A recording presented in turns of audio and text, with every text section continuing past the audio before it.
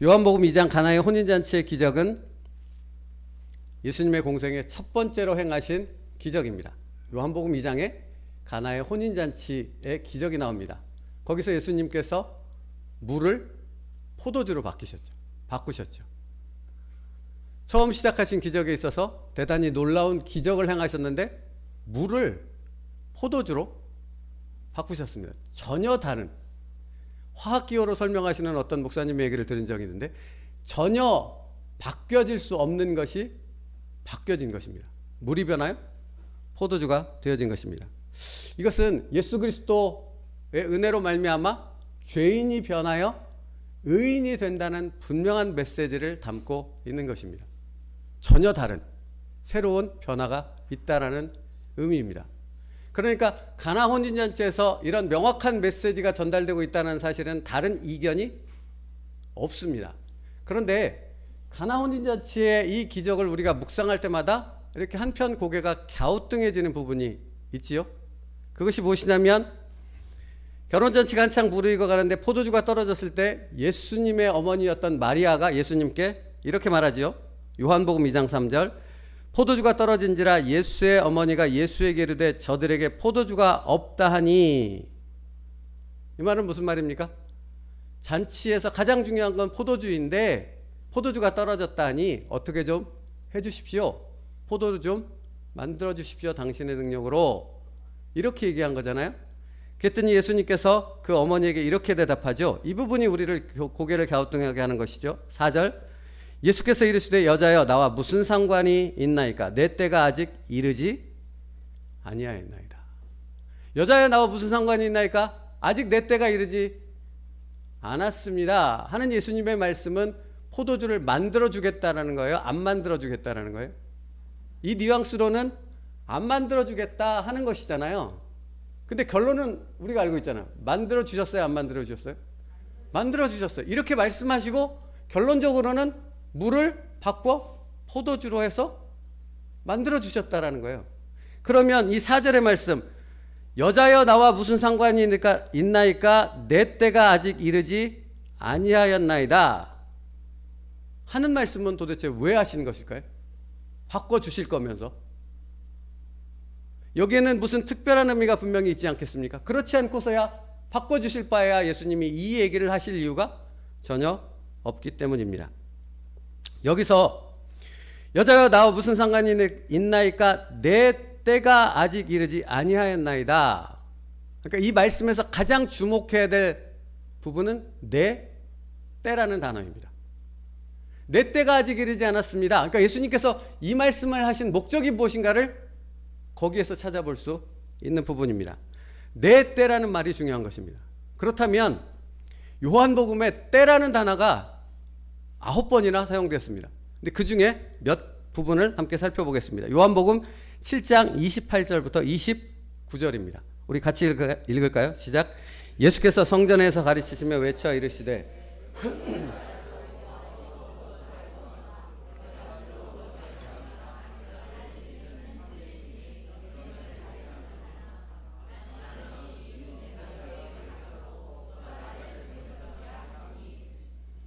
예수님께서 성전에서 복음을 선포하셨습니다. 예수님의 메시지는 그들이 전에 들어보지 못했던 전혀 다른 복음의 메시지였습니다. 그러나 이 메시지는 모든 사람들을 다 즐겁게 하고 행복하게 만들지는 못했습니다. 특히 종교 지도자들이라든가 성경을 잘 알고 있다고 유식하다고 자랑하는 바리새인과 같은 사람들에게 있어서는 이 메시지가 결코 탐탁지 않았습니다. 껄끄러웠습니다. 부딪힘이 너무 강했습니다. 그러자 그들이 예수님을 잡아 옥에 가두고 죽이려고 했죠. 그런데 그걸 실행에 옮기지 못해요. 그 부분에 대해서 요한복음 7장 30절에서 이렇게 말씀합니다. 이것도 같이 읽을까요? 시작. 그들이 예수를 잡고자 하나 손을 대는 자가 없으니 이는 그의 때가 아직 이르지 아니하였습니다. 여기서도 때가 나오죠. 그러니까 종교 지도자들과 바리새인들, 당시에 모든 권력을 가지고 있었던 사람들, 예수님의 목숨 정도는 얼마든지 눈짓 하나면 없애버릴 수 있었던 그런 막강한 힘을 가지고 있던 사람들이었는데 그들이 마음에 안 드는 얘기를 하는 예수님에 대해서 죽이려는 생각을 가졌습니다. 근데 안 잡아가요. 안 죽여요. 근데 그 부분에 대해서 성경은 뭐라고 얘기하는가? 아직 그의 때가 이르지 아니하였습니다. 때가 이르지 않아서 예수님을 잡아가거나 죽이지 않았다라고 말씀하고 있는 것입니다. 여러분, 예수님의 때란 그런 무엇이냐 하는 것입니다. 하나만 성경 더 볼까요? 요한복음 12장 23절 함께 읽겠습니다. 시작. 예수께서 대답하여 이르시되 인자가 영광을 얻을 때가 왔도다. 여기는 약간 더 뭔가가 분명해지고 있죠. 예수께서 대답하여 이르시되 인자가 영광을 얻을 때가 왔도다. 그렇습니다. 여러분, 무슨 말인지 이렇게 이해가 되는 부분이 있으시죠? 또 하나만 볼게요. 요한복음 17장 1절이요. 함께 읽겠습니다. 시작. 예수께서 이 말씀을 하시고 눈을 들어 하늘을 우러러 이르시되 아버지여 때가 이르렀사오니 아들을 영화롭게 하사 아들로 아버지를 영화롭게 하옵소서. 여러분, 좀 더 분명해지지 않습니까? 예수님께서 말씀하시는 그 때가 무엇인지. 무엇입니까? 예수님께서 고난 받으실 때, 예수님께서 십자가에 달려 죽으실 바로 그 때를 말하는 것입니다. 그러니까 요한복음 2장에서 예수님이 마리아에게 하신 대답이 무엇입니까? 아직 내 때가 이르지 아니하였습니다 하는 말은 아직 내가 이 땅에 온 목적, 이 땅에서 이루고자 하는 가장 중요한 하나님의 뜻, 그 뜻이 이루어질 때가 안 됐습니다 하는 얘기가 되어지는 것이죠. 그러니까 무슨 얘기를 하고 있는 것입니까? 사랑하는 성도 여러분, 예수님께서 이 땅에 오신 목적은 여러분의 병을 고치고 여러분을 성공하게 하고 여러분을 복주고 여러분의 이 땅에서의 삶을 편안하고 즐겁고 행복하게 만들기 위해서 오신 것이 아니라는 겁니다. 가나의 혼인잔치에서 포도주가 필요하죠. 육신의 만족, 그 잔치를 즐겁게 할, 근데 포도주가 떨어져서 그 잔치를 망칠 수 있는 그런 것들을 바꾸기 위해서 예수님이 이 땅에 오신 것이 아니고 공생애를 시작한 것 아니고 기적을 베푸시는 것이 아니란 얘기를 하고 싶은 것입니다. 물을 포도주로 바꾸고 포도주를 공급할 텐데, 근데 내가 이렇게 하는 목적은 그 기적을 베풀고 사람들의 생활을, 사람들을 부유하고 즐겁게 만들기 위한 목적이 아니라 내가 십자가에 달려 죽기 위해 메시아로, 구원자로 왔다라는 사실을 많은 사람들에게 알려주기 위해서 물이 변하여 포도주가 되는 기적을 행하는 것입니다. 그것을 놓치지 마십시오 하는 얘기를 하는 것입니다.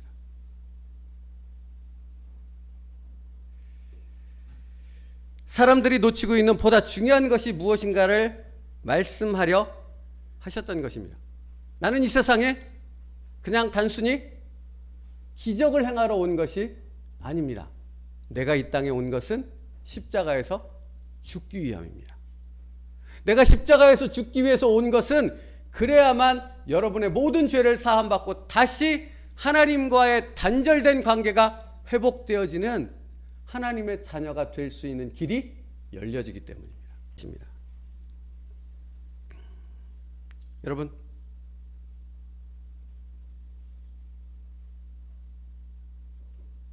우리가 신앙생활함에 있어서 무엇에 집중해야 되는가 하는 부분을 말씀하고 있어요. 여러분, 우리가 신앙생활함에 있어서 감사하고 하나님 앞에 영광, 하나님 앞에 찬송 이렇게 드리지 않습니까? 그런데 그 이유가 무엇인가 하는 부분인가 하는 것이 너무나 중요하다라는 부분을 말씀하고 있는 것입니다.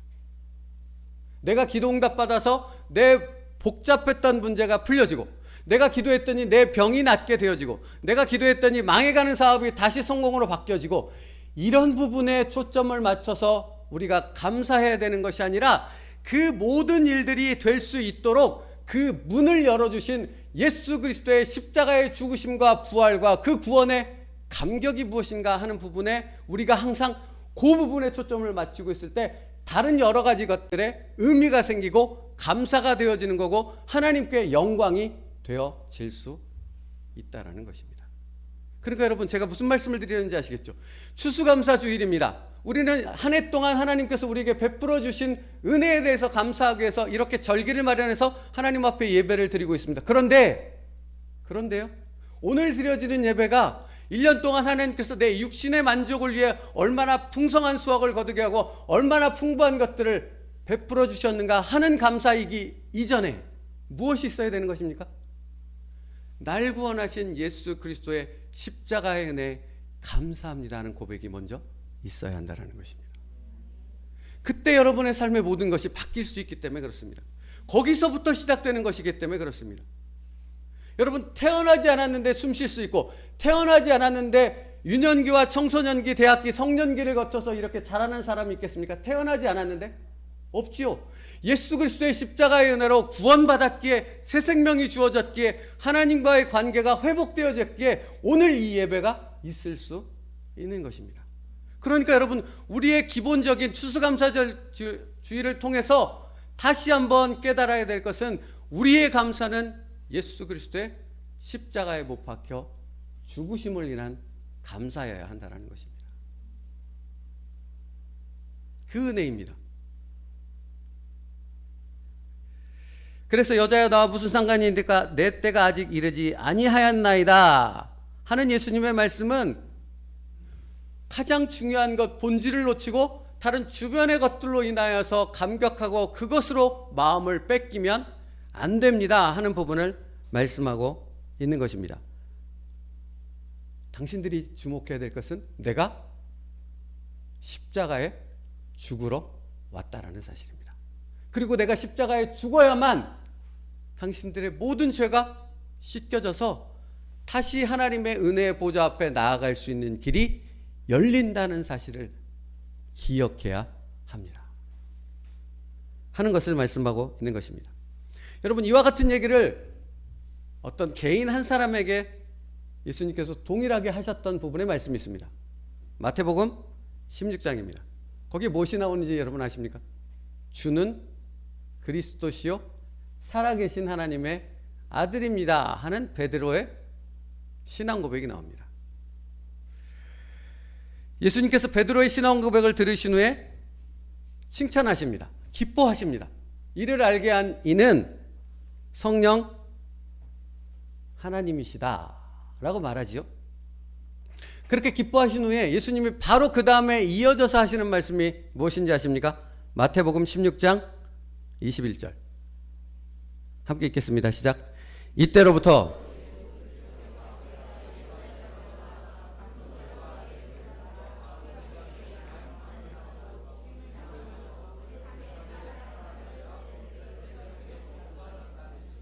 여러분, 베드로가 성령의 감동 가운데 주는 그리스도시요 살아계신 하나님의 아들입니다 라고 신앙 고백을 했다 그랬잖아요.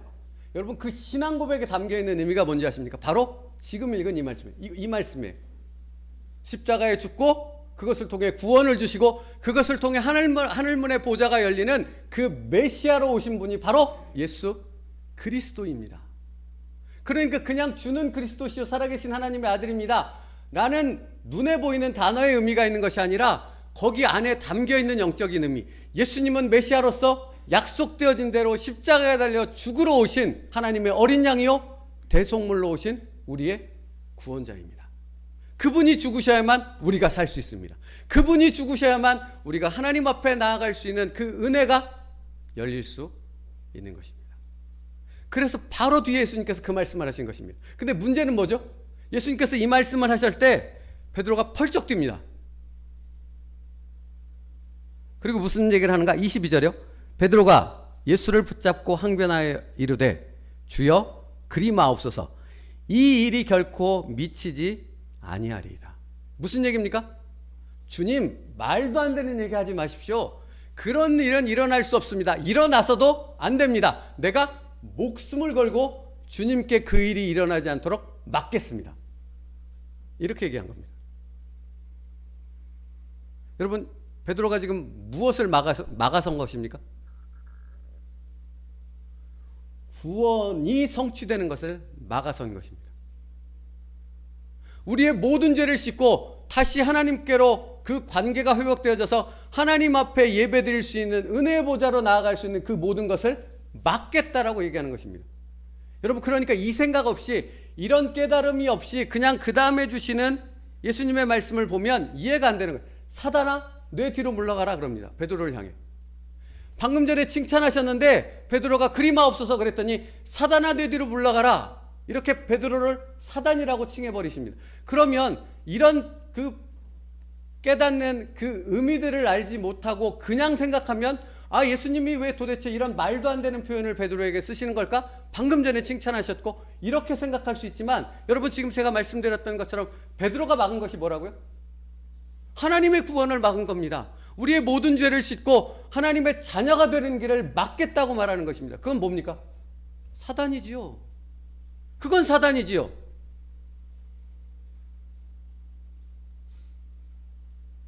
예수께서 돌이켜 베드로에게 이르시되 사단아 내 뒤로 물러가라. 너는 나를 넘어지게 하는 자로다. 내가 하나님의 일을 생각하지 아니하고 도리어 사람의 일을 생각하는도다. 불같이 화를 내신 것. 아니 이건 화라는 표현으로는 부족합니다. 그야말로 사단입니다. 예수님께서 이 땅에 오신 가장 중요한 목적, 제일 중요한 그 목적을 막아서겠다고 하는 베드로를 향해 그렇게 할 수 없다라고 분명히 말씀하는 것입니다. 그런데 여러분 여기서 한 가지 생각해 봐야 될 것이 있습니다. 베드로가 누구입니까? 베드로가 누구입니까? 예수님의 수제자 아닙니까? 가장 열심히 있고 가장 열심히 말씀을 듣고 가장 예수님의 공생의 모든 사역들을 가장 옆에서 제일 많이 도왔던 사람 베드로 아닙니까? 그렇죠? 근데 그는 뭘 모르고 있었습니까? 예수님이 십자가에 달려 죽으셔야만 구원이 성취된다는 사실을 모르고 있었습니다. 여러분 이게 우리의 마음을 두드려야 됩니다. 사실은 예배는 드립니다. 기도는 드립니다. 하나님의 말씀을 안다고 얘기합니다. 성경 공부를 하고 무슨 과정을 마쳤다고 얘기합니다. 그런데 정작 그분의 삶을 보면 뭘 몰라요? 예수님이 십자가에 달려 죽으심의 의미가 무엇인지를 모릅니다. 날 위해 죽으셨고 그분이 날 위해 부활하심을 통해 내게 주어진 하나님의 은혜가 무엇인가를 모릅니다. 그러니까 하나님의 뜻과는 예수님의 뜻과는 전혀 무관한 삶을 살아가는 이름만 그리스도인인 사람이 되어지는 것입니다. 예수님과 3년을 공생의 기간을 함께했고 모든 기적을 보았고 모든 말씀을 들었습니다. 그들이 본 기적이 얼마나 많습니까? 그들이 들은 말씀이 이 성경 안에 기록되어진 것처럼 얼마나 많습니까? 성경에 이렇게 표현되어 있습니다. 예수님이 하신 말씀을 다 기록하지 못하였다고. 얼마나 많이 들었다는 얘기입니까? 그런데도 불구하고 뭘 깨닫지 못했어요? 예수님이 십자가에 죽으셔야만 우리의 구원이 성취될 수 있다는 그 진리를 알지 못했다는 것입니다. 여러분 왜 그랬을까요? 왜 그들은 그것을 알지 못했을까요? 그들의 마음과 생각에는 온통 이 세상에 대한 것들로만 가득 차 있었기 때문입니다. 내 생각, 내 지식, 내 신념, 내가 가지고 있는 인생의 계획과 목적들, 그게 가득 차 있으면, 여기 가득 차 있으면 주님의 말씀이 들어와서 이 안에 심겨지지를 못하는 것입니다.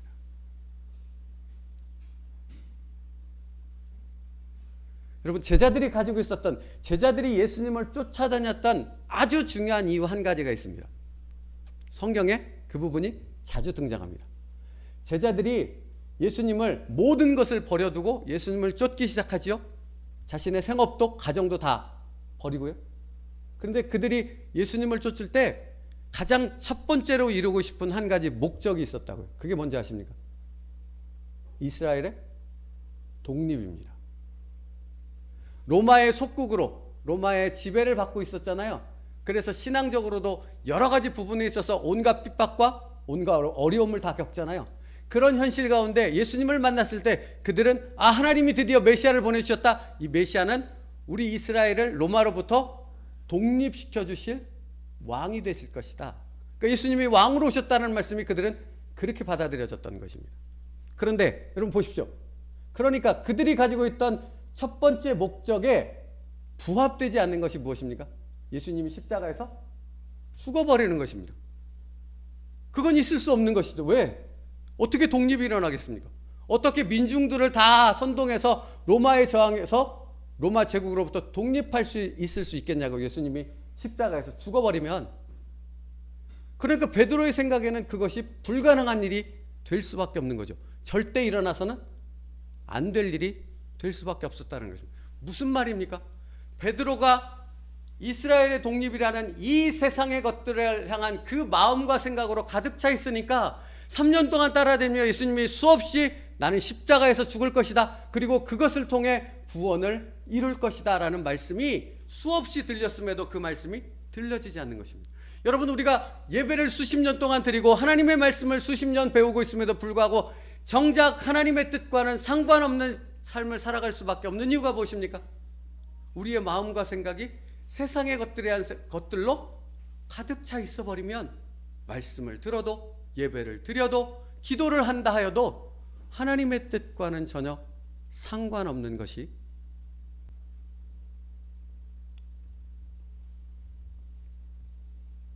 여러분, 그러면 예수님께서 오신 이유가 십자가의 죽으심을 통해 바로 너희에게 영원한 생명을 주기 위한 것이다 하는 말씀조차도 깨닫지 못하는 그런 삶밖에는 살 수 없게 되어진다 하는 것입니다. 제자들만 그랬는가? 그렇지 않습니다. 사실은 예수님의 말씀을 들었던 모든 사람들이 다 그랬습니다. 요한복음 6장에 보면 예수님께서 이런 말씀을 하셨습니다. 요한복음 6장 26절이요. 예수께서 대답하여 이르시되 내가 진실로 전실로 너희에게 이르노니 너희가 나를 찾는 것은 표적을 본 까닭이 아니요 떡을 먹고 배부른 까닭이라. 이게 무슨 말씀인지 아세요? 사람들이 예수님을 쫓기 시작합니다. 수많은 군중들이 예수님이 가는 곳마다 따라다닙니다. 그들은 예수님의 말씀을 듣기 위해 밥까지 거르고 그 자리에 앉아서 말씀을 듣습니다. 이런 열정과 이런 열심의 목적이 무엇이었는가 하는 부분을 예수님이 정확히 지적하고 있습니다. 표적을 본 까닭이 아니요 먹고 배부른 까닭이다. 무슨 말입니까? 예수님께서 정작 이 땅에 오신 십자가에 달려 구원을 이루시고자 하는 생명의 말씀을 듣고자 함이 목적이 아니요 그들의 목적은 이 땅에서의 삶의 성공과 그들의 계획과 삶의 풍족함을 누리기 위한 목적 때문에 예수님을 그렇게 따라다녔다라고 말씀하고 있는 부분입니다. 여러분, 추수감사주일입니다. 왜 감사하십니까? 무엇 때문에 감사하십니까? 여러분은 그리스도인들입니다. 그렇죠? 예수 그리스도의 말씀을 따라 사는 사람들입니다. 왜 그렇게 하십니까? 왜 예배 드리십니까? 왜 기도하고 왜 말씀에 순종하는 삶을 살려고 몸부림치고 계십니까? 목적이 무엇입니까? 이 땅의 것입니까? 아니면 영원한 하나님의 나라의 것입니까? 그래서 오늘 말씀의 제목이 이렇습니다. 어디서부터 시작되는 감사입니까? 하는 것입니다. 여러분, 동일하게 신앙생활을 함에도 불구하고 하나님의 뜻을 이루는 사람이 있는가 하면 하나님의 뜻과는 정반대의 삶을 살아가는 사람들이 있습니다. 예수님의 12제자에서도 분명히 볼 수 있지 않습니까? 11명의 제자는 결국 주님의 말씀하신 의미가 무엇인가를 깨달아 사도행전에서 순교하는 하나님의 종들이 되어졌습니다. 근데 한 명은 예외죠. 누굽니까? 가룟 유다입니다. 뭐가 달랐습니까? 여러분, 뭐가 달랐습니까? 가룟 유다는 그 사람만 기적을 보지 않았습니까? 예수님의 말씀을 듣지 않았습니까? 아니죠. 동일하게 보고 동일하게 들었습니다. 근데 가룟 유다에게는 뭐가 가득했다고요? 세상의 재물에 대한 욕심으로 가득했다라고. 추수감사절 예배가 이 세상에서 누리는 어떤 것들로 인하여 드려지는 감사의 예배라면 여러분의 감사는 그냥 항상 똑같은 위치. 사실은 예수님 믿기 이전의 감사와 별반 다를 바가 없는 것입니다. 그러나 여러분의 오늘 드리는 이 감사의 예배가 그 감사의 시작이 예수 그리스도께서 날 위해 십자가에 달려 죽으셨다라는 그 예수 그리스도를 바라보며 드리는 감사라면 오늘의 감사는 하늘의 영광이 되어는 하나님의 영광을 드러낼 수 있는 그런 감사가 되어질 줄로 믿습니다. 오늘 여러분의 감사가 그런 감사가 되어지길 축복합니다. 여러분 잊지 마십시오. 내가 예수님과 함께 내 죄를, 내 정욕과 탐욕, 주님의 말씀을 벗어나는 나의 생각과 신념을 십자가에 못 박지 않는 한 나는 주님의 말씀을 깨달으며 주님의 뜻을 이루어가는 진정한 성도의 삶을 살아갈 수 없다라는 사실입니다. 여러분 그래서 예수님께서 뭐라고 말씀하셨습니까? 나를 따라오려거든 뭐라고 하셨습니까? 각각 자기의 십자가를 지고 나를 따를지니라. 무슨 얘기입니까? 여기 이 십자가 떼서 짊어지고 따르라는 얘기입니까? 아니잖아요. 내 정욕, 내 마음의 생각과 이 세상에 가지고 있는 가치관과 삶의 목적과 그 방식들을 예수님과 함께 십자가에 못 박지 않는 한, 예수님과 전혀 무관한 당신의 신념을 십자가에 못 박지 않는 한 내가 걸어간 그 길을 너는 따라올 수 없고 내가 전하는 이 메시지를 너는 전혀 깨달을 수 없다라고 말씀하고 있는 것입니다.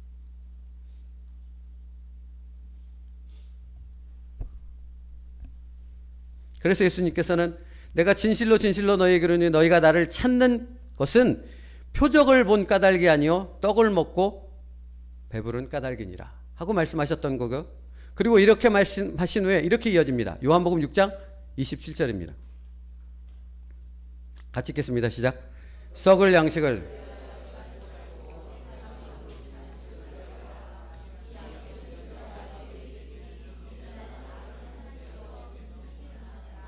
여러분의 매일의 삶이 예수 그리스도의 십자가의 죽으심과 그 은혜의 감격으로 살아가는 삶, 그 삶이 영생을 위하여 살아가는 삶이라 하는 것입니다.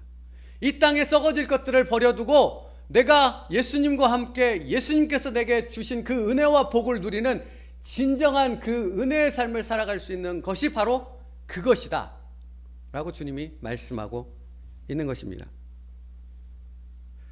35절부터 36절에 예수께서 이르시되 나는 생명의 떡이니 내게 오는 자는 결코 줄이지 아니할 터요 나를 믿는 자는 영원히 목마르지 아니하리라. 그러나 내가 너희에게 이르기를 너희는 나를 보고도 믿지 아니하는도다 하세요.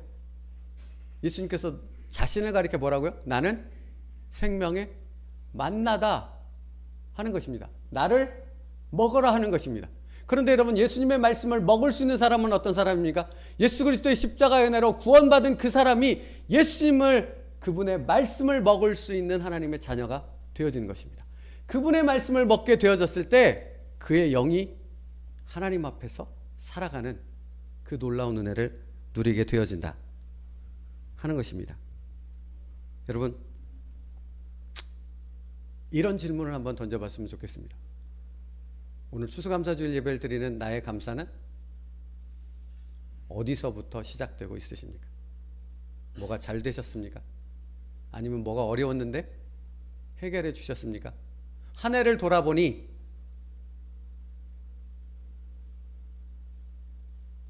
거기서부터 오는 감사이십니까? 아니면 오늘 가사인데요. 내가 누려왔던 모든 것들이, 내가 지나왔던 모든 시간이, 내가 걸어왔던 모든 순간이 당연한 것 아니라 은혜였어. 왜 이런 찬양의 고백이 나오는 것입니까? 삶에 어떤 일이 잘 돼서요? 아니잖아요. 이 찬양을 만들고 이 찬양의 노래를 부른 그 분들이 와서 다니엘 기도회 때 간증했죠. 여러분 들으셨잖아요.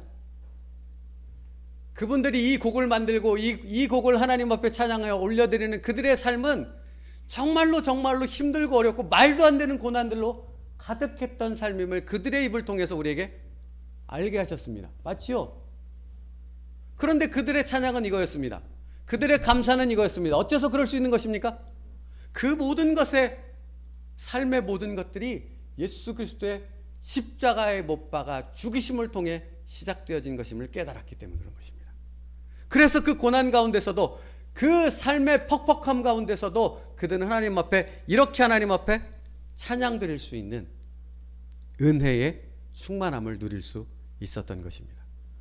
사랑하는 성도 여러분, 여러분의 삶의 감사와 기쁨이 여기서부터 시작될 수 있기를 주님의 이름으로 축복합니다. 주님은 그걸 말씀하셨어요.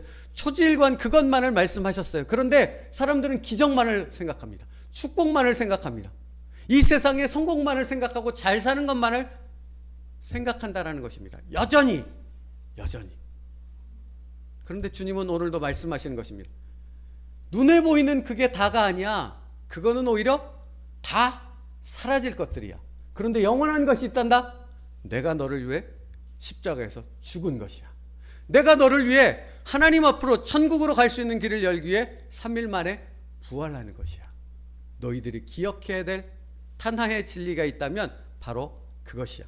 너희가 삶 속에서 감사해야 될 이유가 있다면 바로 그것이야 라고 말씀하고 있는 것입니다. 여러분, 오늘 본문으로 가볼까요? 오늘 본문에 다윗이 이렇게 고백합니다. 주의 얼굴을 내 죄에서 돌이키고 내 모든 죄악을 지워주소서라고 고백합니다. 하나님이여 내 속에 정한 마음을 창조하시고 내 안에 정직한 영을 새롭게 하소서입니다. 여러분, 시편 51편이 어떤 상황 가운데 다윗이 고백한 시편이라는 걸 아시죠? 다윗이 밧세바를 범했습니다. 그걸로 부족해서 자기의 죄를 감추기 위해서 밧세바의 남편이었던 우리아를 계획적으로 자기가 가진 권력으로 죽여버렸습니다. 그리고 모든 것을 덮었지요. 근데 그 죄가 나단 선지자를 통해 만천하에 드러나게 되어진 것입니다. 그때 다윗이 깨닫게 되어진 것이 무엇일까요? 모든 것이 하나님의 은혜였군요 입니다. 내 능력으로 내가 잘나서 왕이 된 것도 아니고 내가 지금 누리고 있는 것들이 모든 것이 다 내가 열심히 하고 열심히 노력해서 얻은 것이 아니라 모든 것이 다 하나님께서 내게 주신 은혜였군요. 내가 그것을 까먹는 순간 뭐 했습니까? 내게 주신 하나님의 축복을 죄악의 도구로밖에는 사용하지 않았다라는 것을 깨닫게 되어진 것입니다. 그래서 다윗이 고백하는 것입니다. 주의 얼굴을 내어 모든 것이 다 감사가 될 수 있습니다. 다윗이 지금 그렇게 고백하고 있는 것입니다. 그래서 그 다음 절 11절이요. 11절 12절 함께 읽겠습니다. 시작. 나를 주 앞에서 쫓아내지 마시며 주의 성령을 내게서 거두지 마소서. 주의 구원의 즐거움을 내게 회복시켜 주시고 자원하는 심령을 주사 나를 붙드소서. 여러분, 다윗의 감사의 그 뿌리가 어디로 향하고 있습니까? 구원의 기쁨을 회복시켜 주시옵소서. 모든 것의 시작이 다 하나님으로부터 시작된 것입니다. 우리의 모든 것의 시작이 예수 그리스도의 십자가로부터 시작된 것입니다. 그 진정한 감사를 내게 다시 회복시켜 주시옵소서. 사랑하는 성도 여러분, 여러분의 삶에 하나님의 은혜로 가득 차고 여러분의 삶이 하나님의 말씀을 순종하는 기쁨으로 가득 차기 위해서 무엇이 먼저 회복되어지는 것이 아십니까? 무엇이 먼저 회복돼야 하는지 아십니까? 내 모든 것이 예수 그리스도의 십자가로부터 시작되었다라는 그 은혜가 회복되어질 때 모든 것이 다 회복될 수 있습니다. 오늘 추수감사주일 우리에게 주시는 하나님의 메시지는 그거입니다. 다시 십자가로 돌아오라는 것입니다. 그때 모든 것이 다 회복될 수 있는 겁니다. 마치 다윗이 고백하는 것처럼 주의 구원의 즐거움을 내게 회복시켜 주시고 자원하는 심령을 주사 나를 붙드소서. 사랑하는 성도 여러분, 오늘 이 시간을 통해 다시 예수 그리스도의 십자가의 은혜로 들어오는 여러분이 되어졌을 때 하나님의 의로운 오른손으로 여러분을 붙드는 여러분의 인생이, 여러분의 가정이 되어질 줄로 믿습니다. 책을 읽다 보니 이런 예화가 있더라고요. 어떤 그림을 잘 그리는 재능이 뛰어난 화가가 있었습니다. 근데 그 화가가 너무 그림을 잘 그리니까 하루는 왕실에서 연락이 왔습니다. 왕의 초상화를 그려야 되는데 당신의 재능이 뛰어나다 하니 왕의 초상화를 좀 그려주십시오. 해서 이 화가가 왕실로 갑니다. 그래서 이제 그림을 시작합니다. 그래서 왕을 딱 앉혀놓고 그 그림을 아주 잘 그렸습니다. 왕의 모습을 뚜렷하게 선명하게 정말로 정확하게 잘 묘사해서 그렸는데 화가는 여기서 만족하지 않습니다. 왕의 뒤편에 있는 배경 있죠. 뭔가 배경이 뒤에 있을 거 아닙니까? 그 배경을 왕의 그림처럼 똑같이 선명하게 아주 또렷하게 아주 명확하게 아름답게 그림을 그렸습니다. 초상화가 완성이 됐습니다. 근데 그 초상화를 바라보는 모든 사람들이 뭐에 집중해야 하는 것입니까? 제가 너무 어려운 질문을 드렸나요? 왕의 초상화입니다. 뭐에 집중해야 되는 것입니까? 왕입니다. 당연하지요. 그 그림의 목적은 왕 아닙니까? 근데 뒤에 배경을 너무 선명하게 그린 거예요. 너무 잘 그린 거예요.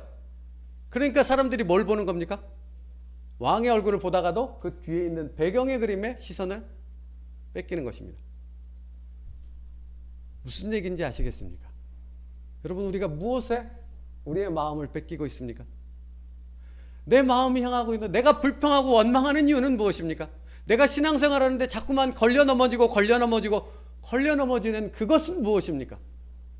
하나님 앞에 은혜요, 하나님 앞에 감사요. 오늘 추수감사 주일만 감사해드리는 것이 아니라 우리의 전 삶이 하나님 앞에 감사로 고백되어져야 하는데 그렇지 못한 이유가 무엇이냐는 것입니다. 이 세상의 것들 때문 아닙니까? 그렇지 않습니까?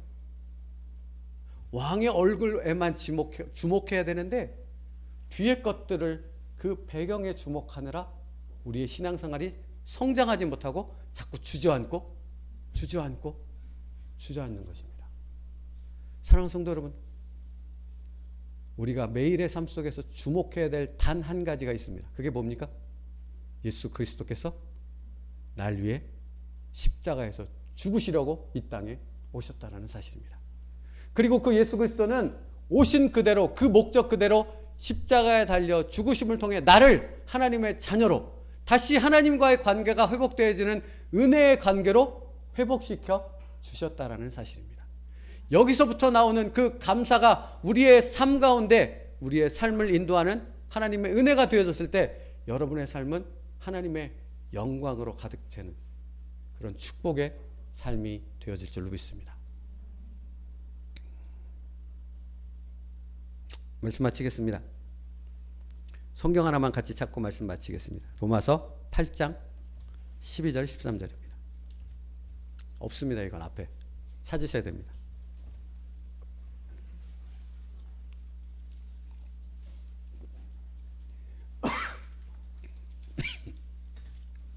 로마서 8장 12절 13절입니다. 신약성경 249페이지 로마서 8장 12절 13절 찾으셨죠? 함께 읽겠습니다. 시작. 그러므로 형제들아 우리가 빚진 자로 돼 육신에게 져서 육신대로 살 것이 아니니라. 너희가 육신대로 살면 반드시 죽을 것이로되 영으로서 몸의 행실을 죽이면 살리라. 어떻게 살라는 것입니까? 예수 그리스도의 십자가 안에서 살라는 것입니다. 예수님께서 이 땅에서 십자가에서 죽으신 그 목적이 무엇인가를 우리의 마음속에, 우리의 생각 속에 담아둠을 통해 그 주님이 가신 그 뜻을 이루어가는, 그 말씀의 의미를 이루어가는 그런 삶을 살아가는 것입니다. 그때 여러분의 삶에 하나님의 놀라운 은혜로 충만케 되어진다는 것입니다. 그런 은혜가, 그런 감사가 회복될 수 있는 저와 여러분 되어지길 주님의 이름으로 축복합니다. 기도하겠습니다. 하나님 감사합니다. 우리의 감사가 예수 그리스도의 십자가의 죽으심과 우리를 위해 다시 살아나시는 그 구원에 있게 하여 주시옵소서. 거기서부터 뿌리를 박은 우리의 진정한 감사가 우리의 삶을 더 이상 죄악되게 살아가는 삶이 아니라 하나님의 영광을 위해 하나님의 뜻을 이루어가는 순종의 삶으로 바꿔질 수 있는 예수 그리스도의 능력이 되게 하여 주시옵소서. 주님, 우리는 그런 사람들입니다. 다윗이 고백했던 것처럼 그 구원의 은혜의 감격을 회복시키사 우리에게 정한 마음을 창조시켜 주시사 정말로 그 예수 그리스도를 따라 예수 그리스도가 지신 그 십자가를 우리도 지고 따라갈 수 있는 저희들 되게 하여 주시옵소서. 그 은혜와 감사로 충만케 하여 주시옵소서. 예수님의 이름으로 기도 올리옵나이다. 아멘. 우리 찬양하겠습니다. 내가 누려왔던 모든 것들이, 내가 지나왔던 모든 순간이, 내가 걸어왔던 모든 순간이 당연한 것이 아니라 예수 그리스도의 십자가의 은혜였습니다.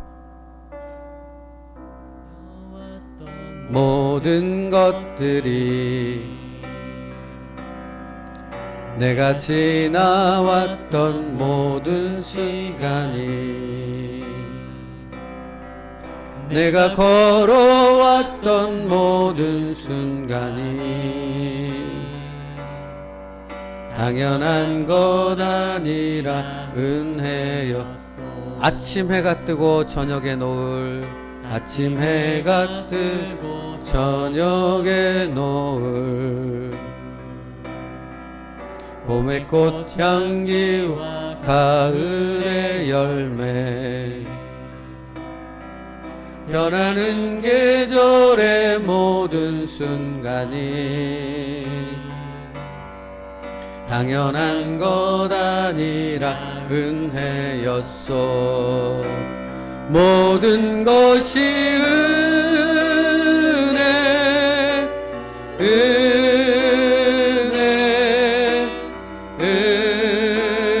은혜, 한없는 은혜. 내 삶에 당연한 것 하나도 없었던 것을 모든 것이 은혜, 은혜였소. 내가 이 땅에 태어나 사는 것, 내가 이 땅에 태어나 사는 것, 어린아이 시절과 지금까지 숨을 쉬며 살아 꿈을 꾸는 삶, 숨을 쉬며 살며 꿈을 꾸는 삶, 당연한 것 아니라 주님의 은혜였습니다. 당연한 것 아니라 은혜였소. 내가 하나님의 자녀로 살며, 내가 하나님의 자녀로 살며, 오늘 찬양하고 예배하는 모든 삶의 시간이 오늘 찬양하고 예배하는 삶, 복음을 전할 수 있는 축복이 당연한 것 아니라 은혜였소. 모든 것이 은혜, 은혜,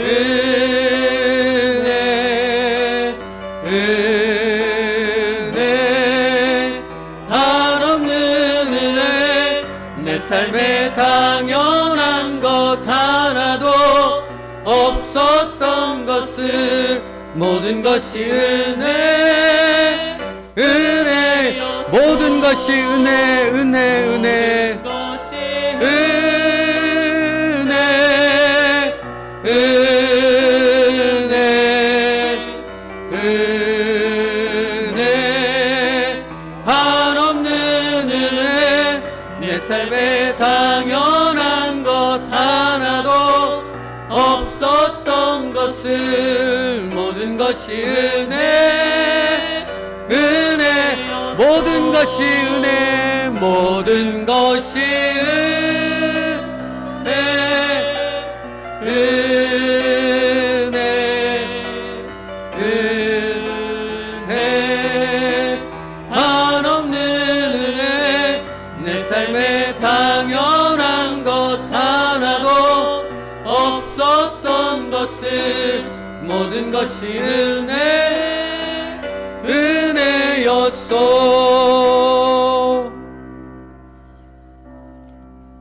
사랑하는 성도 여러분, 암에 걸린 권사님이, 말기인 그 권사님이 하나님의 놀라운 사역을 매일처럼 감당하는 그런 분을 봤습니다. 장애가 있는 아이를 낳아서 그 아이를 성년이 되기까지 키운 그 부모님이 다니엘 기도회에 초질관 참여하며 앞자리에서 기도하는 모습을 보았습니다. 여러분 어떻게 그럴 수 있을까요? 여러분 그 인생의 문제는 한순간에 시작된 것도 아니고 며칠하고 끝난 그런 고난이 아니잖아요.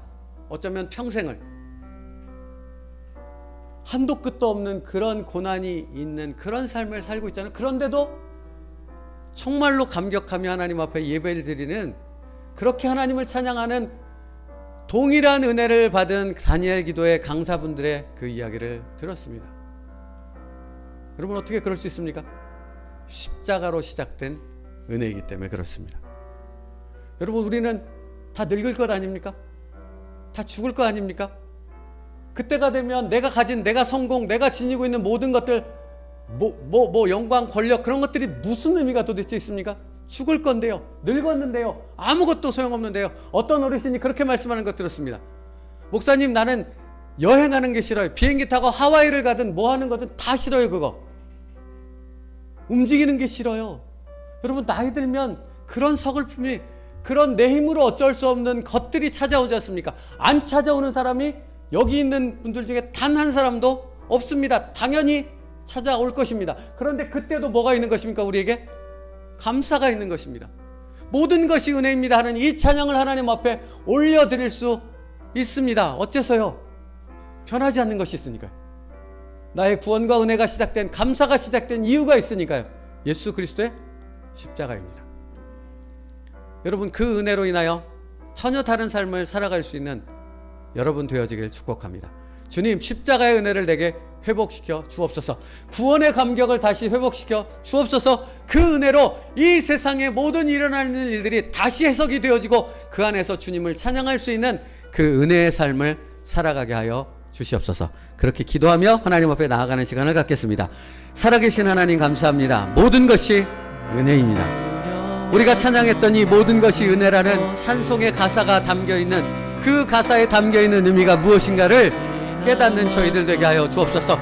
베드로처럼, 제자들처럼, 수많은 군중들처럼 그것을 깨닫지 못하고 이 세상의 것들, 육신의 것들을 아버지여 구하는 그런 삶이 아니라 예수 그리스도의 십자가의 죽으심과 그 부활하심을 통해 아버지 우리가 어떻게 구원받았고 어떤 은혜를 받았고 어떤 아버지 구원의 감격을 누리며 살아가는가를 깨닫게 하여 주셔서 우리의 사정과 형편이 어떻든 간에 때로는 우리가 나이 들어 정말로 서글픈 가운데 있게 되는, 연약함을 느끼게 되는 그런 순간일지라도, 죽음을 맞이하게 되는 그런 상황을 맞이하는 그때일지라도 모든 것이 은혜이며 모든 것이 감사입니다, 모든 것이 하나님의 영광입니다 라고 기도할 수 있는 그 감격의 찬양을 올려드릴 수 있는 진정한 신앙의 사람들이 될 수 있도록 인도하여 주옵소서. 우리의 감사의 뿌리가 예수 그리스도의 십자가에 있게 하여 주옵소서. 우리의 모든 것을, 은혜를 찬양하는 그 뿌리가 예수 그리스도의 십자가에 있게 하여 주옵소서. 예수님은 십자가에 달리시기 위해 이 땅에 오셨고, 예수님은 그것을 말씀하시기 위해 이 성경을 기록하셨고, 예수님은 모든 시간들을 통해 그것만을 선포하셨습니다. 아버지 하나님, 그것을 기억하게 하시고 그것을 마음에 새기게 하시고 이 세상의 모든 것들을 내려놓고 예수 그리스도의 십자가만을 생각하며 모든 것이 은혜요, 모든 것이 감사요, 모든 것이 하나님의 영광이라고 고백하며 살 수 있는 진정한 믿음의 그리스도인들이 되어지게 하여 주시옵소서. 아버지, 그리함으로 인하여 우리의 삶이 은혜로 바뀌어지게 하여 주옵소서. 우리의 삶의 모든 것이 감사로 바뀌게 하여 주옵소서. 항상 기뻐하라, 쉬지 말고 기도하라, 범사에 감사하라, 이는 너희를 향한 하나님의 뜻이라 하는 말씀이 정말로 먼 나라의 얘기가 아니라 내게 주신 말씀이며 내 삶에 이루어지는, 내 삶에서 그 성취되는 놀라운 능력을 깨닫게 되어지는 하나님의 자녀들이 되게 하여 주옵소서. 정말로 하나님의 능력을, 정말로 예수 그리스도의 보혈의 능력을 아버지 우리의 삶 속에서 깨닫고 진정 그것을 위해 살아갈 수 있는, 진정 그것을 위해 사도들처럼 정말로 변화되어 주님을 위해 목숨을 드릴 수 있는, 우리의 삶을 드릴 수 있는 하나님의 자녀들이 되게 하여 주옵소서. 그것이 믿음입니다. 그것이 그리스도인이 가는 예수 그리스도의 능력입니다. 아버지, 그 능력과 그 은혜와 그 믿음 안에서 살아갈 수 있는 하나님의 자녀가 되게 하여 주옵소서. 진정한 감사와 기쁨을 누릴 수 있는 하나님의 자녀의 삶을 살아갈 수 있는 세움누리교회 모든 성도가 될 수 있도록 축복하여 주시옵소서. 주님이 이 땅에 오신 것은 이 세상의 어떤 것을 바꿔주기 위해서가 아닙니다. 나를 위해 십자가의 죽으심을 통해 나를 구원하시기 위함입니다. 아버지 하나님, 이 분명한 진리를 잊지 않게 도와주셔서 이 진리 가운데 우리의 믿음을 뿌리박게 하여 주심으로 우리의 삶이 이 진리로 인하여 예수 그리스도의 십자가로 인하여 항상 기뻐하고 쉬지 말고 기도하고 범사에 감사할 수 있는 하나님의 뜻을 이룰 수 있는 그런 은혜의 삶이 되게 하여 주시옵소서. 그것이 우리가 누릴 수 있는 최고의 행복입니다. 그 행복을 정말로 누릴 수 있는 세운누리교회 모든 성도, 그 가정들이 될 수 있도록 축복하여 주시옵소서. 예수님의 이름으로 기도 올리옵나이다. 아멘. 지금은 우리 주 예수 그리스도의 은혜와 성부 하나님의 사랑하심과 성령님의 내주 교통하시는 은혜가 우리의 삶의 모든 감사의 그 뿌리와 그 시작이 예수 그리스도께서 우리를 위해 십자가에 달려 죽으심과 부활하심에 있음을 깨닫기에 우리의 모든 삶 속에서 예수 그리스도로 인하여 감사하기로 기뻐하기로 결단하는 여기 보인 모든 하나님의 백성들과 그 가정들 가운데 지금으로부터 영원토록 함께 있을지어다. 아멘.